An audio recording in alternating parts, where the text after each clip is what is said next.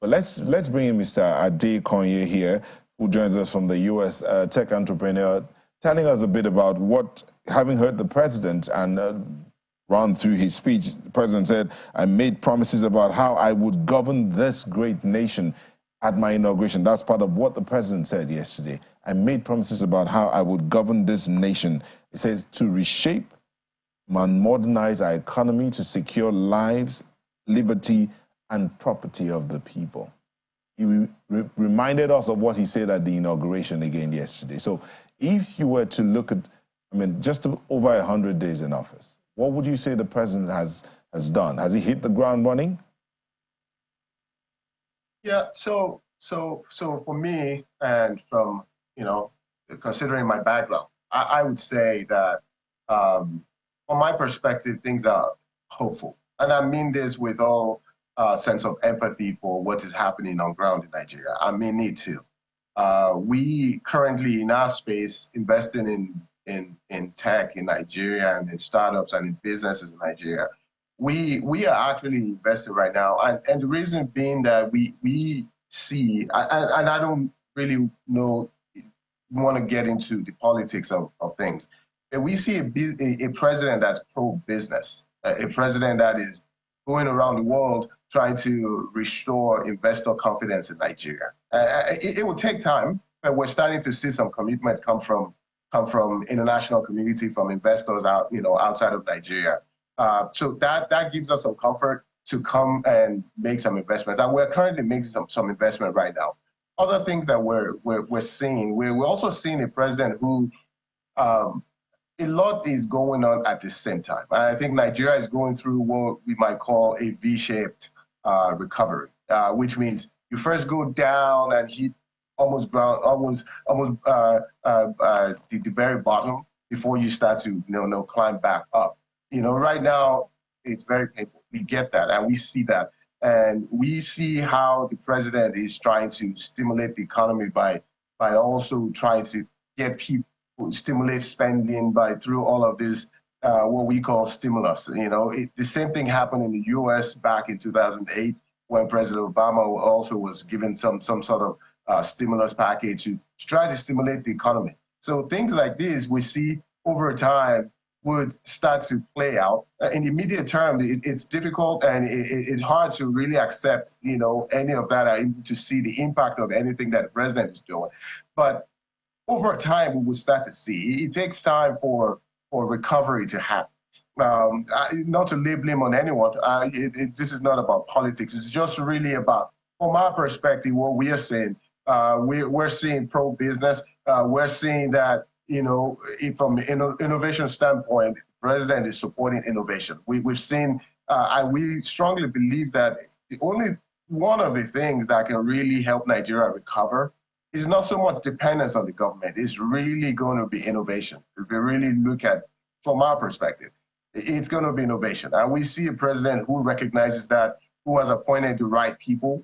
We see the newly elected Minister of Innovation and Digital Economy, who we know his pedigree and we know what he can do.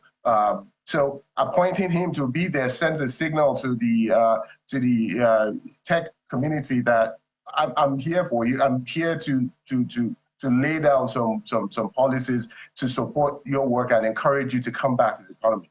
Now, I'm not saying that everything is all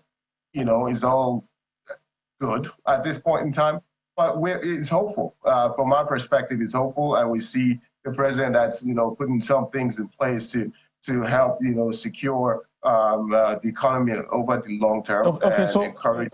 I hear you, and I'm sure everyone hears you here. But the things you've mentioned, some of the things that you've seen a president who's pro-business, who's pro-innovation, who's looking to get investor confidence restored here in Nigeria. The other question would be, what are those parameters? You used the example of the US back in 2008 and the recovery process, the V-shaped recovery process. But there are certain parameters or certain things that should be on ground, or that should have been seen to have been set on ground almost immediately to see some of those things that we want to see in the future begin to happen. So do you see some of those necessities put in place to see the kind of recovery we want to see at the end of it? Yeah, so so I guess maybe the first thing to say here is I would have, we see some things, to answer your question directly. The establishment of that parallel market is going to really change things over the course of time. Now, it's painful in the short term in the sense that you see dollar going to about 1,000 naira and causing a lot of inflation. We see fuel subsidy and people, causing pain on the economy. But those are things that would eventually, in the long term, really repair the economy. Without removal of this fuel subsidy, we're going to be seeing a huge depletion and the fast depletion of any reserve that Nigeria would ever have.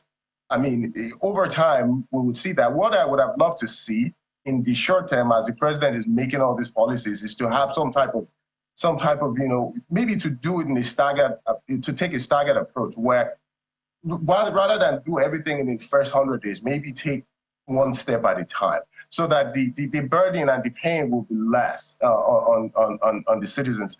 But these things that he's doing are things that would, over the long term, really repair the economy.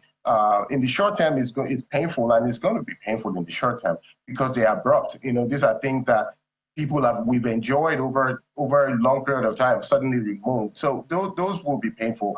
But long term, they would repair the economy. So I would have loved to see some type of staggered approach where some of these are some sort of, like in the example of the U.S., stimulus was put in place as the economy was really tanking. So at the end of the day, it lessens the effect of inflation and job losses and all of these things on the citizens. So, but if we had seen some of these in place, then maybe it would have lessened the impact, and the pain would not be as severe as it is right now. So yes, some things in place that we see, but they're all long-term initiatives or long-term things that will have long-term impact on them.